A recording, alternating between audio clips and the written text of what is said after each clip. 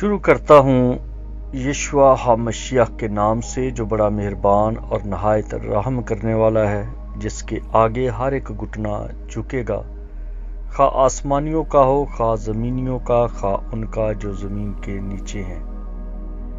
MCM university کے تمام students اور مبارک منسٹری کے ساتھ خدمت میں شامل بھائیوں بہنوں کو سلام، شالوم، جے مسیح کی۔ آج کا جو ہمارا ٹاپک ہے وہ ہے مرنے کے بعد کا عذاب۔ اکثر مسیحی لوگ اس بات پر غور نہیں کرتے، اور جو پادری صاحبان ہیں ان کو تو یہ فرصت ہی نہیں کہ وہ موت کے بعد کا حال بیان کریں۔ وہ تو ہر وقت کوشش کرتے ہیں کہ لوگوں سے پوری دے یقین کا مطالبہ کریں۔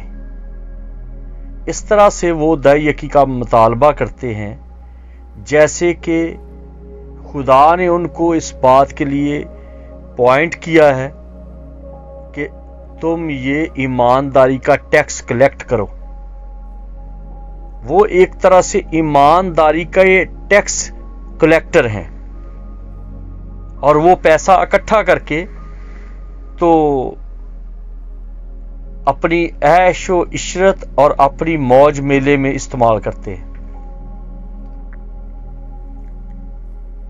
دے یقین دینے والے غریب ہیں، اور دے یقیاں لینے والے واہ، ان کا میلہ لگا ہوا ہے، ان کی موج لگی ہوئی ہے، ان کو کسی بات کی پرواہ نہیں، اور لوگوں کو تسلیاں دیتے رہتے ہیں کہ دے یقین دو تو آسمان کھل کے برکت ملے گی۔ ابھی تک ان کو یہ نہیں پتا کہ پوری دے یقین جو ہے وہ کس پر دینی ہے، کمائی پر دینی ہے یا آمدن پر دینی ہے۔ آمدن کا اور کمائی کا زمین آسمان کا فرق ہے۔ اس پر مجھے کسی دوسرے وقت میں ایک خاص پیغام ریکارڈ کرنا پڑے گا تاکہ اچھی طرح سے کلیسیا کے لوگ سمجھ سکیں یا علم دوست سمجھ سکیں۔ لیکن جس بات پر آج مجھے بوجھ ہے کہ میں بات کروں وہ ہے موت کے بعد کا عذاب۔ آپ نے لوکا اس کا 16واں باب اور اس کی 19ویں آیت سے 31ویں آیت تک بارہا یہ متن ورد کیا ہوگا، پڑھا ہوگا، جہاں پر ایک امیر آدمی ہے اور ایک غریب آدمی ہے۔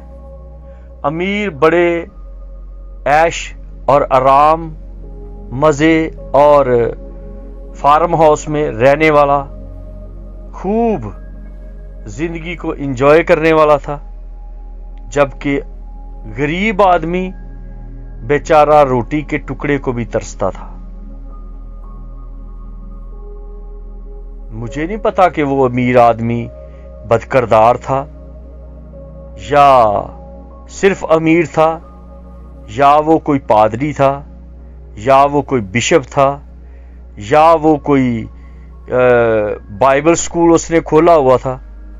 بہرحال اس کے پاس پیسہ کافی تھا، اور وہ پیسہ جو تھا وہ اپنے بھائیوں کے لیے اس نے اکٹھا کیا، کسی بہن کے لیے بڑا پیسہ اکٹھا کر دیا، کسی بھابھی کے لیے پیسہ بڑا اکٹھا کر لیا، اور پھر اس نے فارم ہاؤس بنائے، بڑی بڑی گاڑیاں لیں، اور یار دوست باربیکیو کر رہے ہیں، خوب کھا پی رہے ہیں۔ اور کہاں سے پیسہ آ رہا ہے؟ شاید اس نے کچھ 150 کلیسیا بنا لی ہوں، اور ہر کسی سے وہ پوری دے یقین کا مطالبہ کیا کرتا ہو، کیونکہ جب وہ ابراہیم کے ساتھ بات کر رہا ہے تو بڑی اتھارٹی کے ساتھ بات کرتا ہے۔ اور پھر نہ صرف اتھارٹی کے ساتھ کرتا ہے بلکہ حق جتا رہا ہے، اے باپ ابراہیم۔ اس سے پتہ چلتا ہے کہ یہ کوئی پادری، کوئی بائبل سکول کا ٹیچر یا کوئی بشپ یا کوئی پروفیسر یا کوئی اسکالر بائبل کا، یہ اسی کیٹیگری کا بندہ ہے۔ اس نے کافی لوٹا ہوا ہے، اور کافی لوٹ کے تو اس نے اپنا سیٹ اپ بنایا ہے۔ شاید کوئی اس کا چینل بھی ہو، شاید اس کا کوئی بینڈ ہو، کوئی گانے کا اس کا بڑا سسٹم ہو۔ تو یہ تمام چیزیں اس کے اس سارے عمل سے نظر آ رہی ہیں۔ اور پھر ایک موقع آ گیا کہ وہ مر گیا۔ اب ہوا کیا ہے کہ وہ لوگوں کو ٹھگ ٹھگ کے، زکریا کی کتاب میں ہم دیکھتے ہیں، ملاکی کی کتاب میں دیکھتے ہیں، نئے عہد نامے میں دیکھتے ہیں، پرانے عہد نامے میں دیکھتے ہیں، جہاں لکھا ہے پوری دے یقین لے کے آؤ، کیا کوئی آدمی خدا کو ٹھگے گا؟ اب یہ لوگ جو ہیں خود خدا بنے ہوئے ہیں اور خود کہہ رہے ہیں کہ تم نہ ہمیں ٹھگو، پوری دے یقین لے کے آؤ۔ بھائی پوری دے یقین کس پہ؟ پوری کمائی پہ یا آمدن پہ؟ کیونکہ آمدن وہ ہوتی ہے جو خرچے کے بعد ہے، یا وہ آمدن ہے جو آپ نے ایک دم سے سارا کچھ بیچ لیا، کما لیا، لے لیا، اٹھا لیا۔ اب آپ کو اس پر خود غور کرنا ہے، کمائی کیا ہے اور آمدن کیا ہے، پروفٹ کیا ہے اور جو آپ کی ارننگ ہے وہ کیا ہے۔ کیوں اتنا پیسہ اکٹھا کر رہا ہے؟ اپنی اولاد کے لیے گھر بنا رہا ہے، بینک بیلنس بنا رہا ہے، اور بعد میں بچے کیا کہتے ہیں؟ تو نے ہمارے لیے کیا کیا ہے؟ اگر کوئی ڈھنگ کا کام کیا ہوتا تو آج ہم بھی کچھ ہوتے۔ ان کی نظر میں یہ کوئی ڈھنگ کا کام نہیں ہے۔ ان کی نظر میں یہ جتنا کچھ اس نے کیا ہے، سیدھا سیدھا پتہ چلتا ہے کہ یہ فراڈ ہے، یہ دھوکہ ہے، یہ لوٹ مار ہے۔ اب یار دوست بھی اس کو چھوڑ گئے، کاروبار ویسے ہی مدم ہو گیا، بچوں نے تانے دینے شروع کر دیے جن کے لیے وہ دھوکے، فراڈ، فریب کر رہا تھا، اور موت ہو گئی۔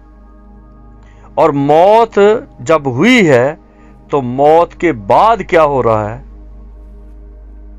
یہ لگتا ہے فوراً ہے، تازہ تازہ کام ہے۔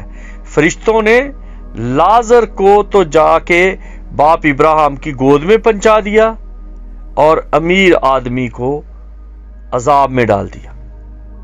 اب عذاب کیسا ہے کہ اس کی وہاں پر فلمیں چل رہی ہیں، اس کو آگ لگی ہوئی ہے، کس کو کس طرح سے دھوکہ دیا، کس طرح سے فراڈ کیا، کس طرح سے گوروں کو چکر دیا، کس طرح کالوں کو چکر دیا، کس طرح پاکستانیوں کو چکر دیا، کس طرح دوسرے لوگوں کو چکر دیا، کس طرح سے بیواؤں کا حق مارا، کس طرح سے یتیموں کا حق کھا لیا، کس طرح سے فراڈ کیا۔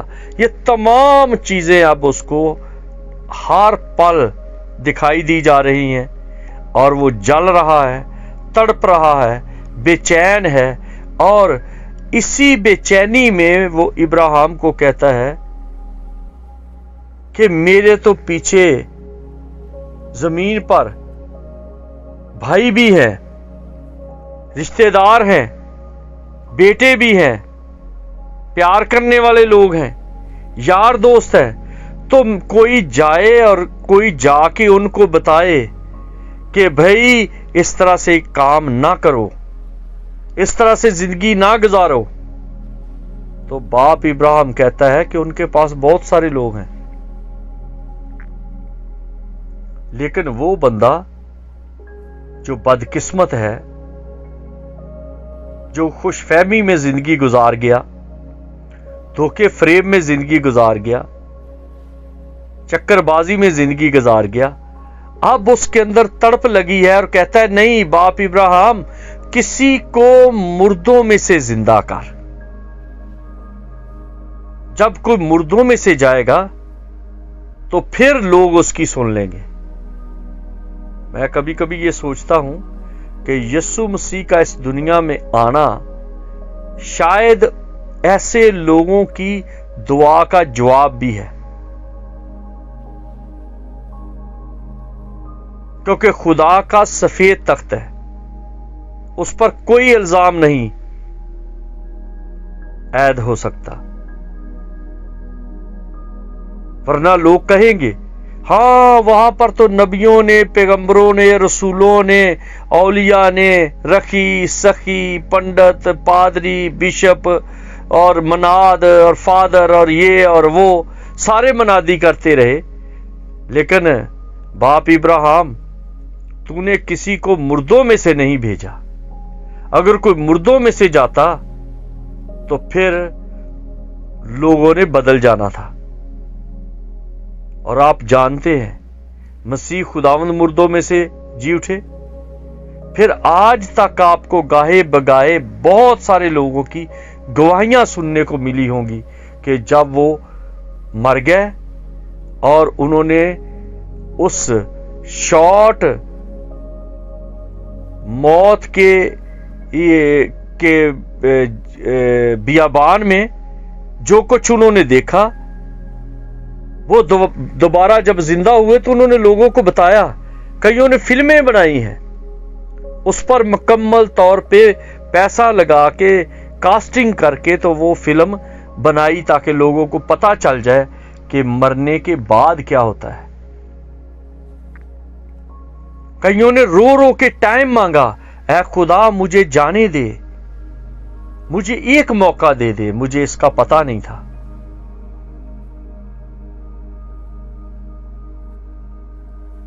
अब आप किस बात का इंतजार करते हैं? किस तरह की गवाहियां सुनना चाहते हैं? क्या आप अपने बच्चों के लिए जो पैसा इकट्ठा करते हैं, उनके लिए उनका बैलेंस बना देते हैं, उनके लिए प्रॉपर्टीज बना देते हैं, उनके लिए बिजनेस सेट कर देते हैं, क्या आप समझते हैं कि वो अपाहज हैं? वो लूले लंगड़े हैं? वो एबनॉर्मल हैं? अगर आप कहते हैं बच्चे क्या करेंगे, मुझे तो बच्चों के लिए कुछ करना है ना, इसका मतलब है कि you are completely claim that they are handicap. आप पूरे तौर पर इस बात का फैसला कर चुके हैं, आप दावेदार हैं कि मेरे बच्चे जो है वो एबनॉर्मल है, मुझे उनके लिए कुछ करना है। और यकीन जाने कि जो पेरेंट्स, जो वालिदैन अपने बच्चों के लिए इस तरह की सोच रखते हैं, उनके बच्चे हकीकत में हैंडीकैप होते हैं, अपाहज होते हैं, वो कुछ कर नहीं सकते, उनके दिमाग में कोई आइडिया ही नहीं कोई बिजनेस करने का, कोई काम करने का, कोई जिंदगी गुजारने का। वो मुकम्मल तौर पे डिपेंड ही होते हैं, पेरेंट्स पर भरोसा करने वाले होते हैं।